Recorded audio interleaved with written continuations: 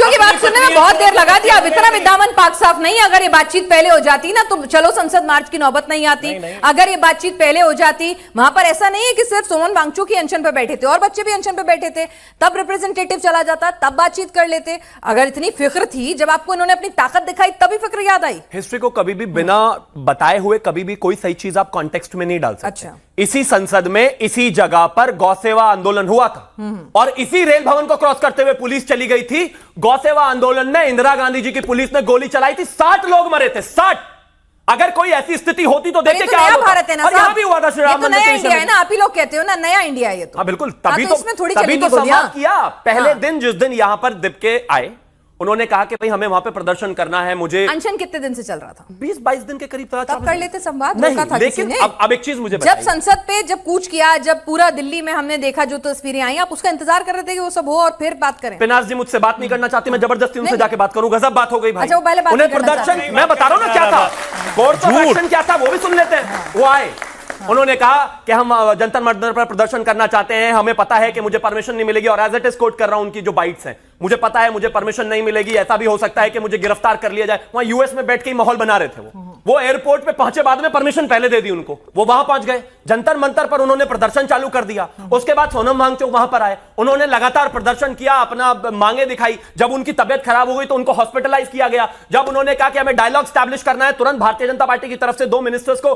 Dialogue के लिए नियुक्त किया, उन्होंने डायलॉग किया। मुझे एक चीज बताइए, सारी चीज ऑर्डर उठाने का नहीं था। ठीक है, एक सेकंड तो सर, डॉक्टर भी आप ही बन जाओगे क्या? रुक जाइए जरा।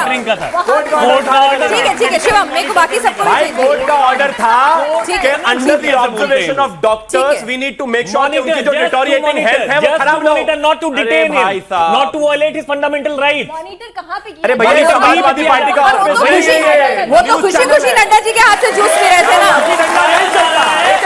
नहीं पता उसकी तबीयत खराब है, इनको पता थी, डॉक्टर नरेंद्र मोदी को पता था। अब आप एक चीज देख रहे हैं, फिर आप कहेंगे कि वो आजकल आप जेनजीज की टर्म बड़ी यूज कर, इनको ऐसा फोमो हो जाता है 2 मिनट टीवी से बाहर रख दो, चिल्लाना शुरू। अरे भाई स्क्रीन पे हो इसका मतलब ये नहीं है कि बोलना जरूरी है, अपने समय में बोल लेना। Thank you. सही बात। मैं अंत में बस एक चीज कहना चाहता हूं कि सारी चीजें ठीक थी, संवाद भी बेहतर था, सब कुछ अच्छा था, लेकिन अगर किसी प्रोटेस्ट में गुंडे, बलात्कारी, मवाली, बच्चियों को छेड़ने वाले गैंगस्टर्स, ऐसे लोग घुस जाएंगे तो उनकी पहचान करके बाहर निकालना, चीजों को बेहतर करना सरकार की जिम्मेदारी है। लेकिन जब सरकार कह रही है कि प्लीज कृपया, अगर मान लीजिए इंडिया टीवी पर 10 सेकंड में फर्ज कर लेते हैं, ये बच्चे यहां पर बैठे हुए हैं, इनके बीच में कोई व्यक्ति छुपकर आ जाए, कि कोई भी गुंडा, मवाली, गैंगस्टर, और यहां पर पुलिस आकर कहे कि पिनाज जी या फिर जो भी इंडिया टीवी के लोग हैं कि प्लीज हमें इनके आधार कार्ड चेक कर लेने दीजिए, यहां पर एक खतरनाक आतंकवादी। बड़ी बेबस है दिल्ली आप क्या पुलिस, कहेंगे? ये सब भी नहीं कर पा रही। अच्छा, मतलब कमाल बात है, इन्होंने बनाया है, मतलब लाठी चलाए तो बड़ी बुरी है दिल्ली पुलिस, अब प्यार से बात करें तो बड़ी बेबस है दिल्ली पुलिस।